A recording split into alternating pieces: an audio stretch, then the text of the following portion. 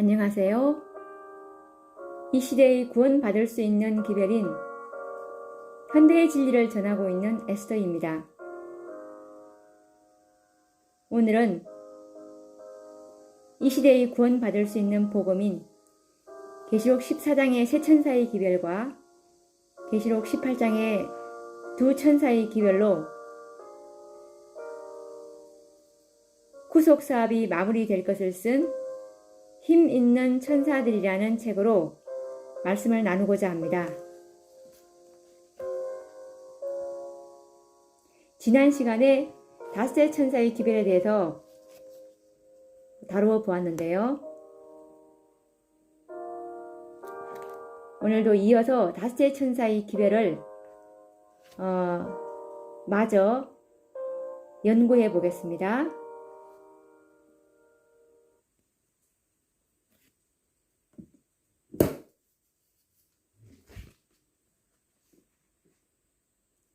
현대의 진리가 무엇인지 한번 알아보도록 하겠습니다. 현대의 진리가 무엇인가? 첫째 천사의 기별에서 닷새 천사의 기별까지는 이 시대에 전해져야 할 현대의 진리들입니다. 우리는 그의 영광, 즉 품성으로 온 땅을 환하게 하기 위하여 첫째 천사에서 닷새 천사의 기별을 깨닫고 경험하는 일이 될 것입니다.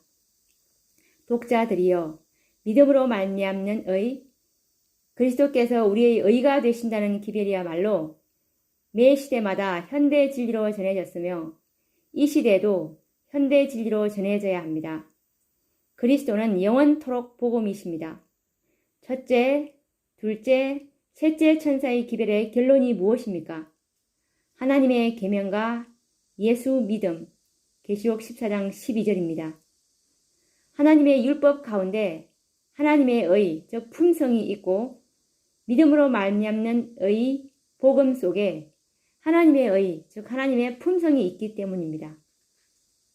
그러므로 계시록 18장 천사들은 셋째 천사의 기별과 연합하여 하나님의 영광을 나타내는 일에 온 마음을 집중해야 할 것입니다. 특히 닷새 천사의 사명은 오직 하나님의 영광, 곧 품성을 증거하는 일에 온 마음을 다해야 합니다. 오늘날 믿음으로 말미암는 의의 기별을 깨닫고 있는 모든 영혼들의 공통된 관심사는 이제 품성의 변화, 곧 그의 영광, 그리스도의 품성을 재현하는 일에 관심이 집중되어야 합니다.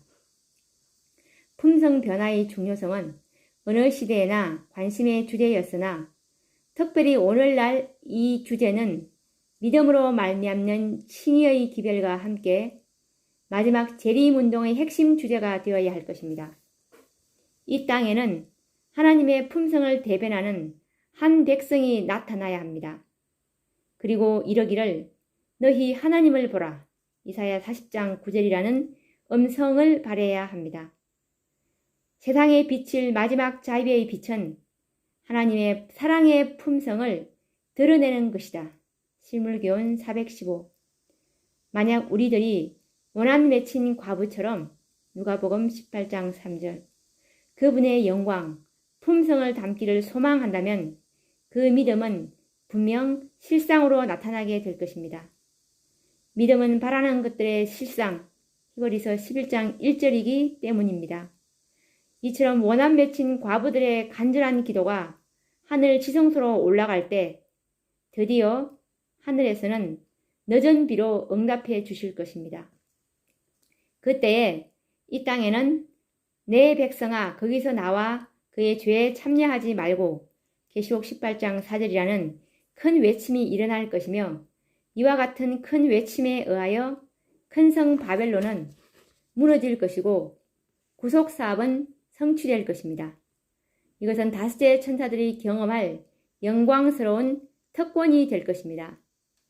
그러나 중요한 것은 늦은 비는 준비된 자들에게만 부어진다는 사실을 깨닫는 것입니다. 더 중요한 것은 내가 그 늦은 비를 받을 수 있도록 준비되는 것입니다. 그러면 늦은 비를 받기에 합당한 품성은 어떤 품성일까요? 다섯째 천사의 존재를 이해하는 자들이라면 하나님의 영광, 즉 품성에 대한 남다른 깨달음이 필요합니다. 많은 사람들은 하나님의 품성을 표현할 때 사랑이라고 말합니다. 그러나 그 사랑, 즉 품성은 시련을 통하여 증명되어 나타나야 합니다. 그러므로 늦은 비는 일요일 법령이 내린 이후에 내릴 것입니다.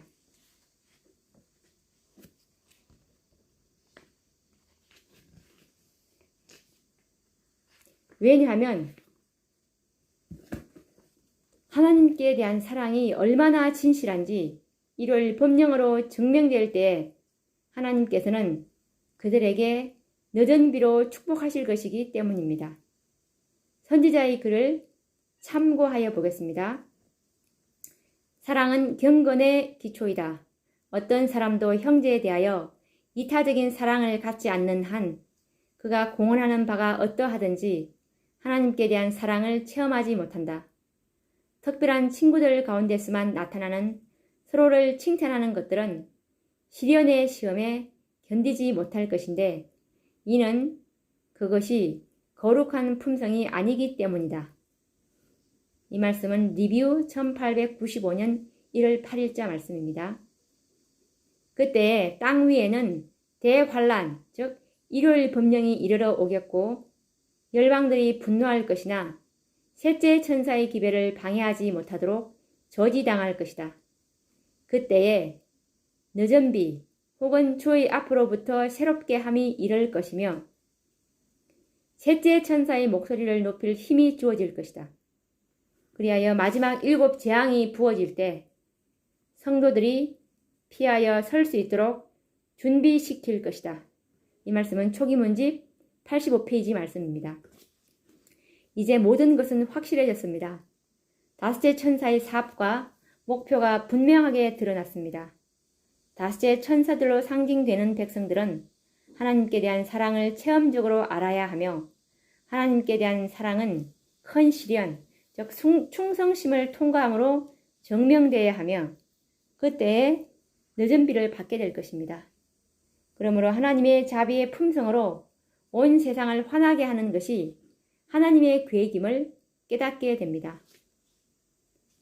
세상에 비칠 마지막 자비의 빛, 곧 세상에 전파되어야 할 마지막 긍휼의 기별은 하나님의 사랑의 품성을 드러내는 것이다.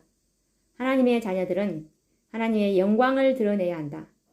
그들은 저희의 생애와 품성을 통하여 저희를 위하여 행하신 하나님의 은혜를 나타내야 한다. 이 말씀은 실물교훈 415페이지 말씀입니다. 어느 시대나 하나님의 품성, 즉 영광의 중요성은 강조되었지만 그러나 특별히 다섯째 천사의 소명의식을 가진 자들에게는 절대적인 진리요 의무로 나타나게 됩니다. 왜냐하면 이 세상에 마지막으로 증거되어야 할 기별이 바로 하나님의 자비의 빛, 곧 사랑의 품성을 드러내는 것이 그분의 뜻이기에 그렇습니다. 그리스도께서는 무엇보다도 이 세상에서 당신의 영과 품성을 대표할 자들을 가장 크게 원하신다. 사람을 통하여 구주의 사랑이 세상에 나타나는 것보다 더 절실한 요구는 없다. 온 하늘은 사람의 마음에 즐거움과 축복이 될 거룩한 기름, 즉 늦은 비를 부어줄 수 있는 통로의 역할을 할 사람이 나타나기를 기다리고 있다. 이 말씀은 실물교훈 419페이지 말씀입니다. 세상에 비칠 마지막 자비의 빛, 하나님의 사랑의 품성을 드러내는 일은 다섯째 천사들의 가장 큰 특권이자 의무이기도 합니다. 어쩌면 이 기별을 깨닫는 영혼들에게 부담이 될 수도 있을 것입니다. 왜냐하면 아직도 우리의 썩을 육체 속에는 악한 본성들이 숨어 있어서 기회만 있으면 각양 탐심을 이루려는 악의 세력을 느끼고 있기 때문입니다. 나는 언제 그리스도와 같은 품성으로 변화될 수 있을까? 라고 근심하고 있는 양심적인 영혼들이 있습니다. 그러나 자신을 바라보면서 침륜에 빠질 필요가 없습니다. 자신을 바라보지 말고 그리스도를 바라보아야 합니다. 아무도 마치 자기 자신을 구원할 능력을 가진 것처럼 자기 자신을 바라보지 말라. 예수께서는 우리가 이 일을 하기에 무력하기 때문에 우리를 위하여 죽으셨다. 예수 안에는 우리의 소망과 우리의 칭의, 즉 구원과 우리의 의, 즉 품성이 있다. 이 말씀은 부조와 선지자 431페이지 말씀입니다. 거룩함은 그리스도를 통해서 주시는 하나님의 선물이다. 그들은 그분의 영적 자녀들로서 거듭나고 의와 참된 거룩함으로 새롭게 된다. 그분의 형상을 따라 성령으로 말미암아 변화되어 영광에서 영광으로 변화된다. 이 말씀은 영문시조 1902년 12월 17일자 말씀입니다. 그리스도는 우리의 소망이 되시고 생명과 의로움이 되십니다.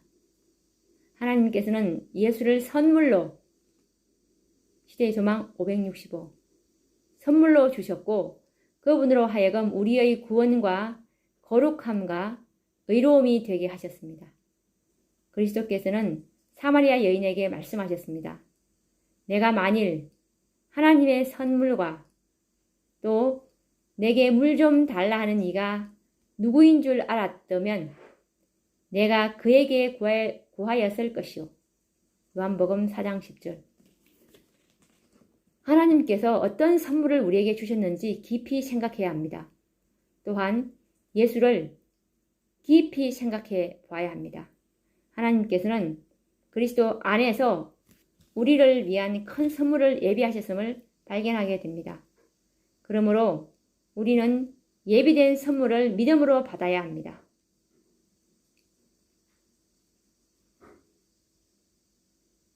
우리에게는 온 땅을 그의 영광으로 환하게 하는 큰 능력과 권세 있는 복음이 주어졌습니다. 그 복음은 계시록 18장에서 발견하게 되는데요. 이 일 후에 다른 천사가 하늘에서 내려오는 것을 보니 큰 권세를 가졌는데 그가 그의 영광으로 땅이 환하여지더라. 계시록 18장 1절. 1888년 이 능력 있는 복음을 가진 천사가 이 땅에 내려왔습니다. 주님께서는 크신 자비를 베푸셔서 와그너와 존서 목사를 통해 그분의 백성들에게 지극히 소중한 기별을 보내셨다. 그것은 보정물을 믿음으로 말미암는 칭의를 제시하였다. 그것은 백성들에게 그리스도의 의, 즉 품성을 받아들이도록 초청했는데 모든 권세가 그분께 주어졌으므로 그분은 인간들에게 풍성한 은사를 나누어 주시며 값으로 헤아릴 수 없는 그분 자신의 의를 속절없는 인간 대리자들에게 선물로 나누어 주신다. 이것이야말로 하나님께서 세상에 전파하도록 명하신 기별이다. 이 기별은 큰 소리로 전파되고 크나큰 성령의 부어지심, 즉 늦은 비가 수반될 것이다. 이 말씀은 목사와 복음 교역자에게 보내는 권면 91페이지에서 92페이지에 나와 있습니다. 매우 소중한 기별이 우리에게 주어졌다. 그리스도께서는 자신의 의, 곧 품성을 받도록 초청하시면서 값으로 헤아릴 수 없는 그분의 의, 즉 품성을 속절없는 인간 대리자인 우리들에게 나누어 주시겠다고 제의하셨다. 곧 자신이 개발하신 완전한 품성을 칭의의 방법으로 그것도 선물로 주시겠다는 말씀이다. 아, 이 얼마나 놀라운 복음이며 소중한 기별입니까? 이 기별이 바로 1888년도에 존서와 와그너 목사를 통해서 보내신 기별이었습니다. 늦은 비를 받기에 합당한 품성을 선물로 받는다는 복음. 이 기별이야말로 온 세상에 큰 소리로 전파되어야 할 복음이 아니고 무엇이겠습니까? 이 말씀이 이해되기까지 다음 페이지로 넘어가지 말고 10번이고 20번이고 이 증언의 말씀을 읽어봐 주시기 바랍니다.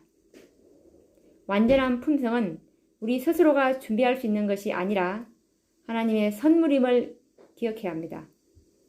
구원, 영생과 함께 완전한 품성도 칭의로 얻을 수 있는 선물이라는 말씀은 얼마나 아름다운 복음입니까? 아직도 확신이 부족하다면 다음에 증언의 말씀을 찾아보도록 하겠습니다. 율법은 즉 의로운 생애, 완전한 품성을 요구하지만 인류는 그 요구에 미칠 수 없다. 인류는 하나님의 거룩한 율법의 요구를 충족시킬 수 없다. 그러나 그리스도께서는 인간으로서 지상에 오셔서 거룩한 생애를 사시고 완전한 품성을 개발시키셨다. 그리스도께서는 그것을 받고자 하는 모든 자들에게 값없이 선물로 주신다. 그분의 생명은 사람들의 생명을 대신하신다. 그리하여 그들은 하나님의 관용하심을 통하여 과거의 죄를 용서받는다. 뿐만 아니라 그리스도께서는 하나님의 속성을 사람들에게 불어넣으신다.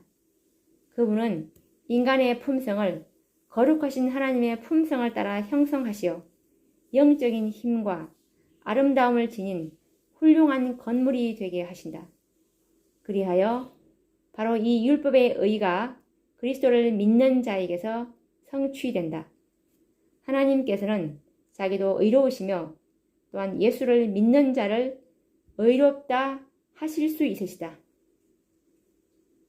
이 말씀은 시대의 소망 762페이지에 나오는 말씀입니다. 인간 스스로 의로운 생에 완전한 품성을 준비하기란 불가능하다는 사실을 인정해야 합니다. 결코 율법의 요구를 우리는 이룰 수가 없습니다. 그러나 우리는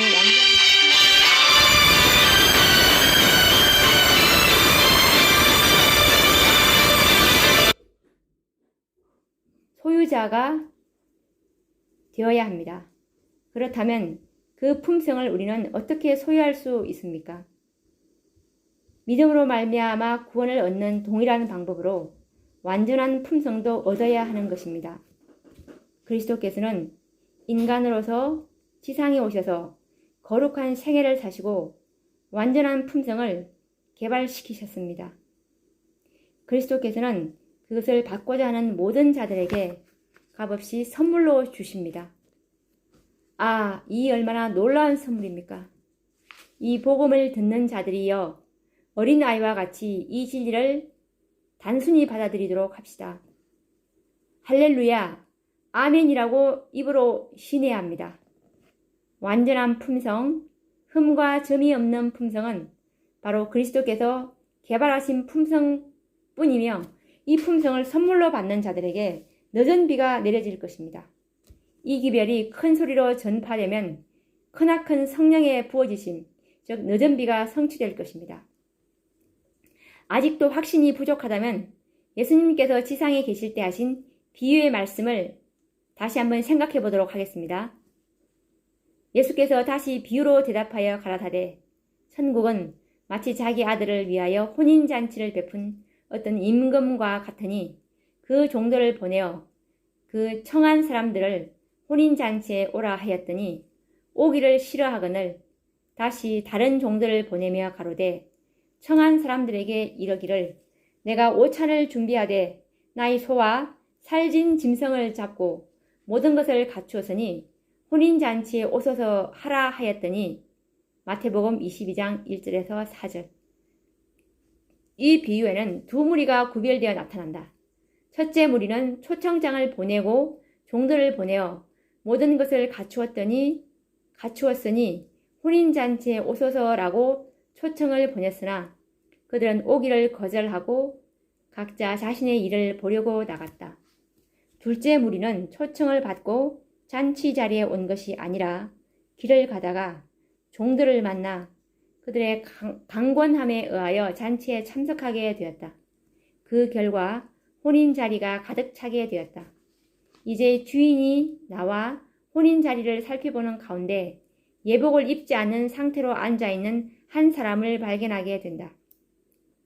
가로되 친구여 어찌하여 예복을 입지 않고 여기 들어왔느냐 하니 저가 유구무원이언을 임금이 사환들에게 말하되 그 수족을 결박하여 바깥 어두움에 내어 던지라. 거기서 슬피 울며 이를 갈미 있으리라 하니라. 청함을 받은 자는 많되 택함을 입은 자는 적으니라. 마태복음 22장 12절에서 14절 말씀. 그 사람이 왜 유구무원이었는지 의아스러운 생각이 든다. 그는 본래 잔치에 초청받은 사람이 아니었고 잔치에 참여할 목적으로 집을 나온 것이 아니었기 때문이다. 길을 가다가 종들의 간청에 마지못해 잔치에 참여하게 된 것이다. 그러므로 그는 예복을 준비할 시간이 없었다고 주인에게 대답할 수 있었을 것이다. 그러나 그는 유구무원으로 할 말이 없었는데 왜냐하면 예복은 주인이 예비해 두었기 때문이다. 그 잔치에 참석하는 모든 손님을 위하여 예복이 준비되어 있었다. 이 예복은 임금이 마련하신 선물이었다. 이 말씀은 실물교훈 309페이지에 나오는 말씀입니다. 예복에 대한 비유는 가장 중요한 공과를 우리에게 가르쳐준다. 혼인으로서 인성과 신성의 연합이 표상되었으며 예복은 혼인잔치에 참석할 자들이 마땅히 갖추어야 할 합당한 품성을 표상한다. 이 말씀은 실물교훈 307페이지 말씀입니다. 이 예복은 무엇인가? 이 예복은 혼인잔치에 참석할 하나님의 백성들의 품성을 표상한다. 곧 혼인잔치에 참여할 자들의 품성, 즉 예복은 손님들이 준비한 것이 아니라 주인이 예비하였다는 사실이다. 곧 완전한 품성은 우리가 만든 예복이 아니라 하나님의 선물이라는 진리를 확증해주는 비유이다. 이 얼마나 놀라운 비유이며 예정인가. 이 복음이 다섯째 천사가 외쳐야 할 기별이며 복음이다. 이 복음을 받는 자들만이 늦은 비를 받게 될 것이다. 아직도 말씀에 대한 확신이 부족하다면 믿음의 도를 더 연구해야 합니다. 믿음은 바라는 것들의 실상이요. 히브리서 11장 1절이라는 믿음의 비밀을 사도 바울처럼 연구하고 깨달아야 합니다. 성경이 무엇을 말하느뇨? 아브라함이 하나님을 믿음에 이것이 저에게 의로 여기신 바 되었느니라. 일하는 자에게는 그 삭을 은혜로 여기지 아니하고 빚으로 여기거니와 이를 아니할지라도 경건치 아니한 자를 의롭다 하시는 이를 믿는 자에게는 그의 믿음을 의로 여기시나니. 로마서 4장 3절에서 5절 말씀. 의롭지 않고 경건하지 않고 일을 하지 않았지만 삭을 주고 의롭다 하시면서 구원을 주시는 것은 믿음 자체를 의롭다고 보시기 때문입니다.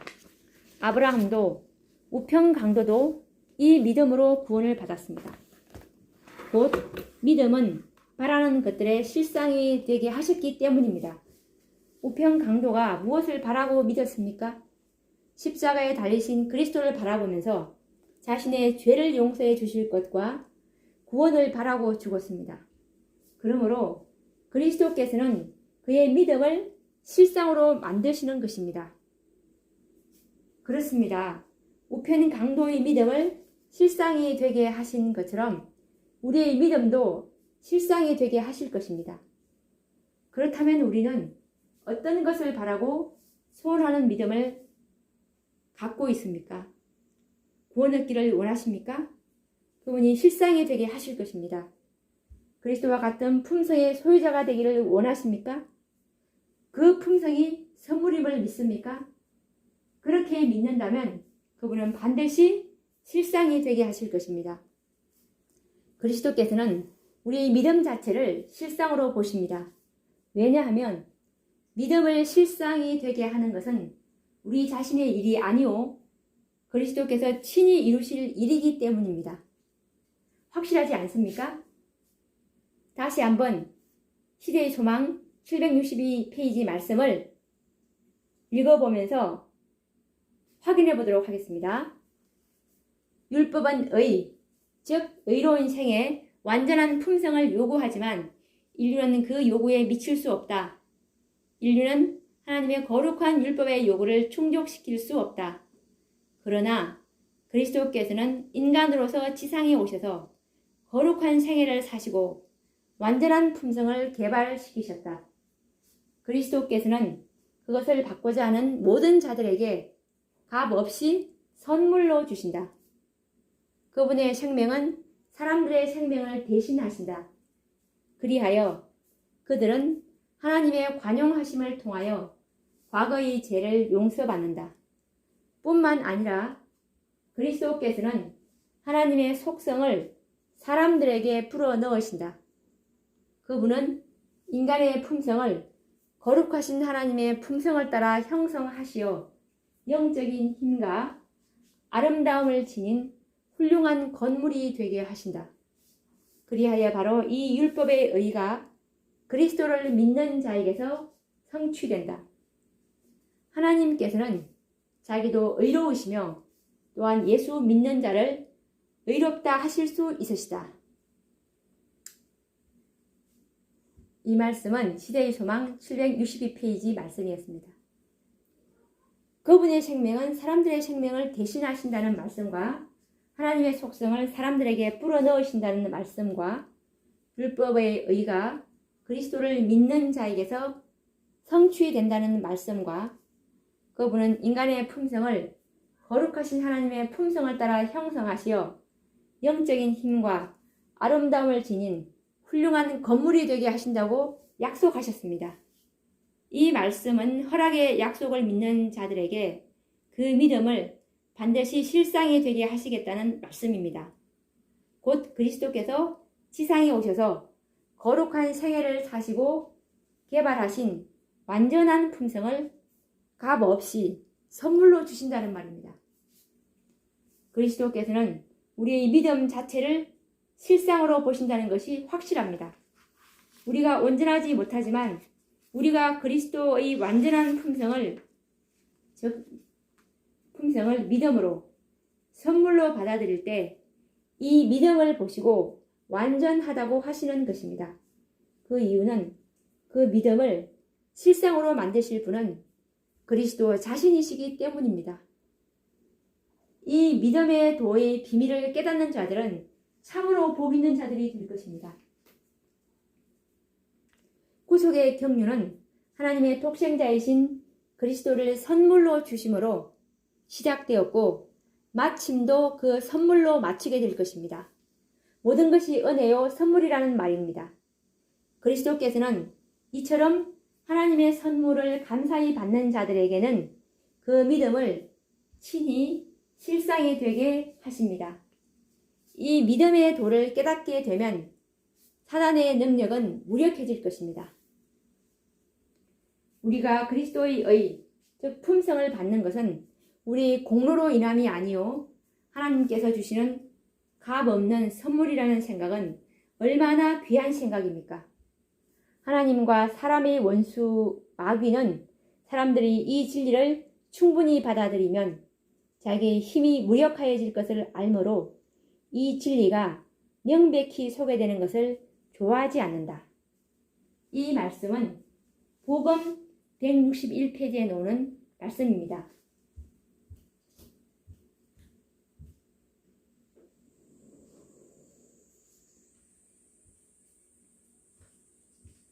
구속의 계획은 선물로 시작되어 마치는 것처럼 그렇게 추진되어야 한다.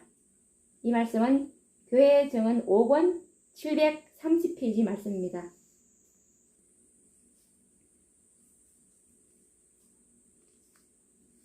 독자들이여 모든 것이 하나님의 값없는 선물이라는 사실에 대하여 감사해야 합니다. 우리의 믿음을 실상이 되게 하시기 위하여 그분이 십자가에 죽으셨고 죄 있는 육체를 가지시고 이 땅에 오셔서 완전한 품성을 개발하신 것입니다. 뿐만 아니라 지금도 하늘 지성소에서 우리를 위하여 중보하고 계시지 않습니까? 그가 친히 시작하셨고 그가 친히 이루실 것입니다.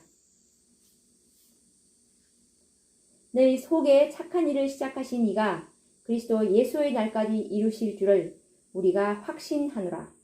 빌립보서 1장 6절. 평강의 하나님이 친히 너희로 온전히 거룩하게 하시고 또 너희 온 영과 혼과 몸이 우리 주 예수 그리스도 강림하실 때 흠 없게 보존되기를 원하노라. 너희를 부르시는 이는 믿으시니 그가 또한 이루시리라. 데살로니가 전서 5장 23, 24절 말씀.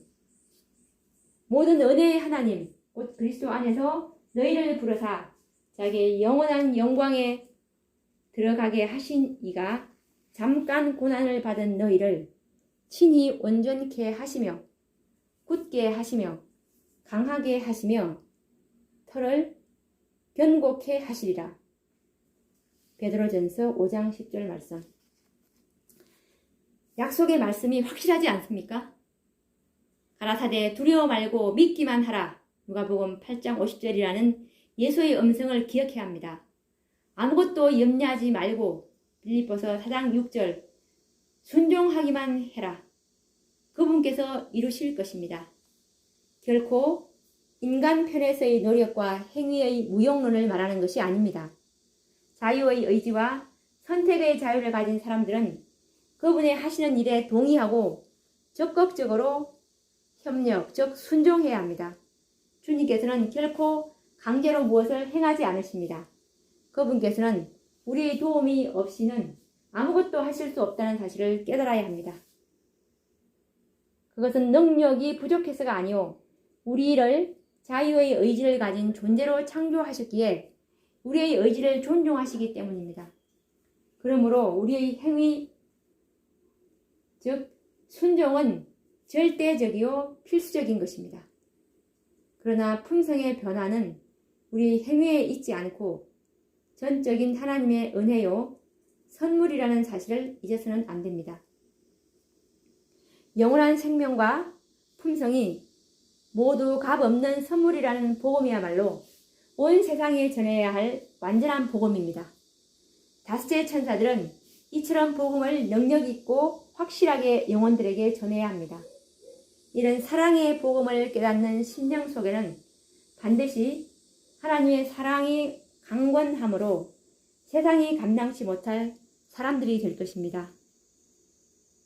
이때에 풍성한 봄비, 유쾌하게 되는 늦은 비가 준비된 백성들에게 임하여 영광스럽게 구속사업을 마치게 될 것입니다. 그 후에야 모두는 그리스도의 영광스러운 재림을 보게 될 것입니다. 이렇게 하여 첫째 천사에서 다섯째 천사까지 예언된 복음의 역사와 실상, 경험을 요약하여 보았는데요. 이 다섯 천사의 기별과 복음에는 어느 하나도 빠뜨릴 수 없는 개인적인 경험을 내포하고 있습니다. 살아서 성천하기를 고대하는 자들은 반드시 연구하고 받아들여야 할 기별임을 꼭 기억하도록 합시다.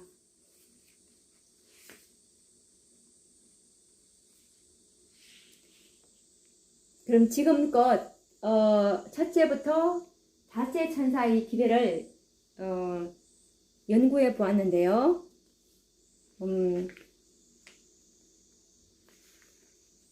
다시 한번 간략하게 정리를 하고 넘어가도록 하겠습니다.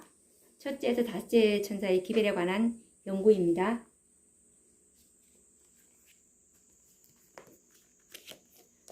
첫째 천사는 성경 본문에는 영원한 복음을 가졌더라. 하나님을 두려워하며 그에게 영광을 돌리라. 이는 그의 심판하실 시간이 이르렀음이니 계시록 14장 6절에서 7절에 나와 있는데요.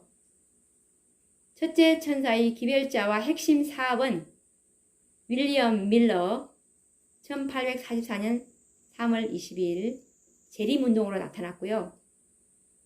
그리고 첫째 천사의 현대 기별은 첫째 천사의 기별 2300주야 영원한 복음 이런 주제를 다루고 있고, 그리고 첫째 천사의 성도들의 경험은 회개와 자복으로 나타나고 교회의 불화와 분쟁이 일어나게 됩니다.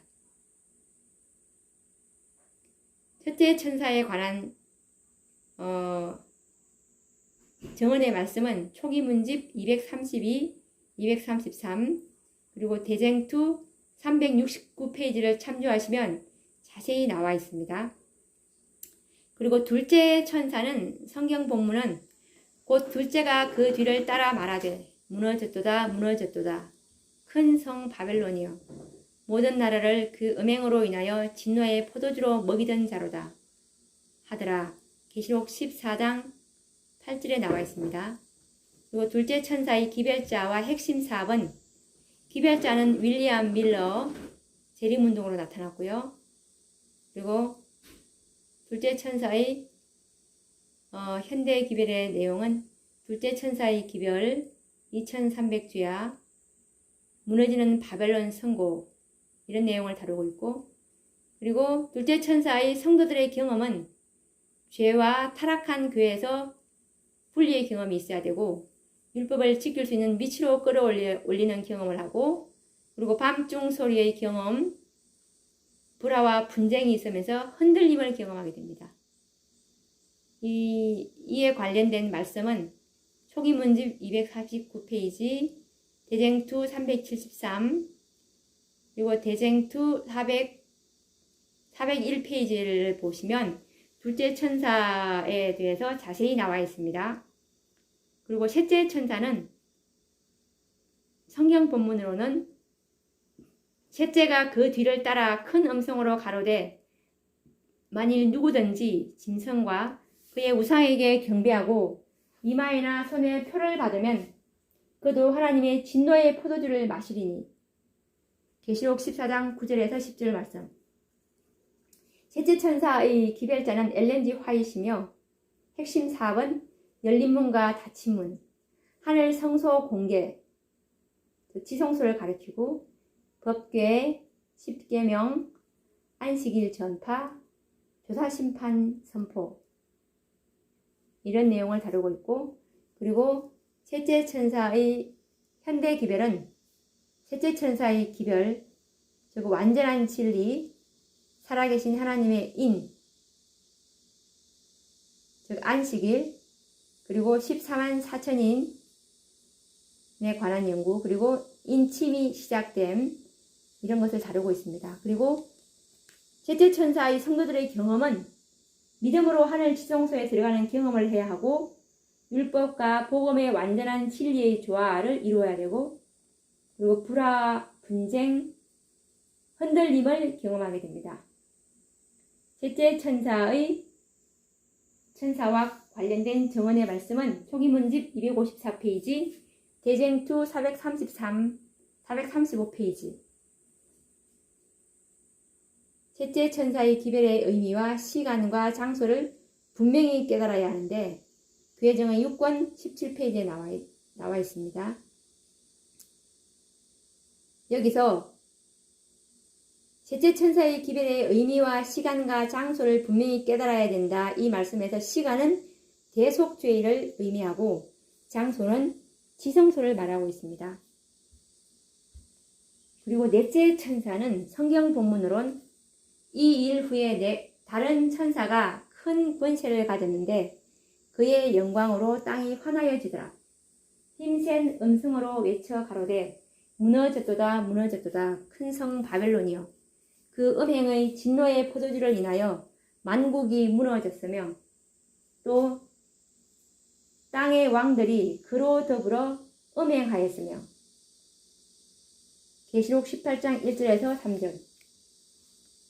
넷째 천사의 기별자는 이제이 와그너와 A.T. 존스인데요. 1888년도입니다. 핵심 사업은 믿음으로 말미암는 칭의와 의의 교사, 큰 외침의 시작이었습니다. 넷째 천사의 현대 기별의 내용은 힘센 천사 칭의의 기별이고 힘센 천사이고, 그리고 칭의의 기별을 의미하고 셋째 천사에게 능력과 힘을 주는 돕는 천사를 말하고, 그리고 부흥과 개혁을 다루고 있습니다. 그리고 넷째 천사의 성도들의 경험은 율법주의의 위험에서 벗어나 믿음으로 말미암는 의의 기별을 지적으로 영적으로 체험해야 하며, 이 말씀은 초기 문집 277페이지에 나오며 불화와 분쟁으로 흔들림을 경험하게 됩니다.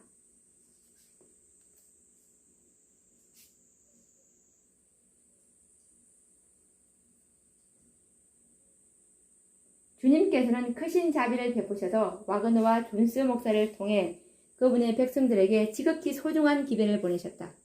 그것은 보증물을 믿음으로 말미암는 칭의를 제시하였다. 그것은 백성들에게 그리스도의 의를 받아들이도록 초청했는데, 이 말씀은 넷째 천사에 관한 내용인데 목사 91페이지에 나오는 내용입니다. 그리고 마지막 다섯째 천사의 기별은 성경 본문으로는 하늘로서 다른 음성이 나서 가로되 내 백성아 거기서 나와 그의 죄에 참여하지 말고 그의 받을 재앙들을 받지 말라. 그 죄는 하늘에 사무쳤으며 하나님은 그의 불의한 일을 기억하신지라. 계시록 18장 4절에서 5절 말씀.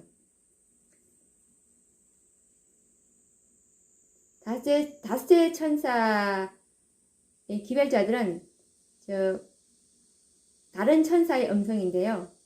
내 백성아 거기서 나오라. 그리고 그의 영광, 품성, 늦은 비, 그리고 큰 외침의 절정을 의미하고 있습니다. 그리고 다섯째 천사의 현대 기별은 힘센 넷째 천사를 돕는 천사이며 14만 4천인과 재림과의 연관성, 그리고 14만 4천인 구속에 처음 익은 열매를 추수함으로 예수님께서 재림하신다는 내용이고, 그리고 성도들의 경험은 하나님의 영광적 품성이 재현되어야 하며 다섯째 천사의 발견과 재림의 임박함을 전파하고 있고, 포도원의 11시 일꾼들, 즉 그리스도의 재림은 1시간밖에 남지 않았다는 것을 의미하고, 다섯째 천사들 뒤에는 어떤 기별도 없고, 이 기별로서 마지막 구속사업은 끝이 나고 14만 4천의 수요가 채워짐으로 늦은 비를 받게 되며 환란을 통과할 준비가 되는 것입니다. 그래서 최후 분리와 연합이 있게 됩니다. 참조 말씀은 세상에 비칠 마지막 기별은 하나님의 사랑의 품성을 드러내는 것이다. 실물교훈 415. 그리스도께서는 당신의 품성을 대표할 자들을 가장 크게 원하신다. 사람을 통하여 구주의 사랑이 세상에 나타나야 한다. 이 말씀은 실물교훈 419페이지 말씀입니다.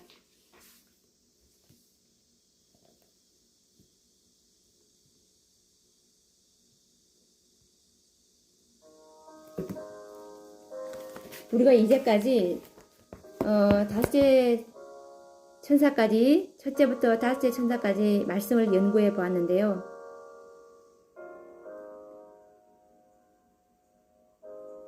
이 마지막 자비의 기별, 다섯째 천사의 기별, 이 기별을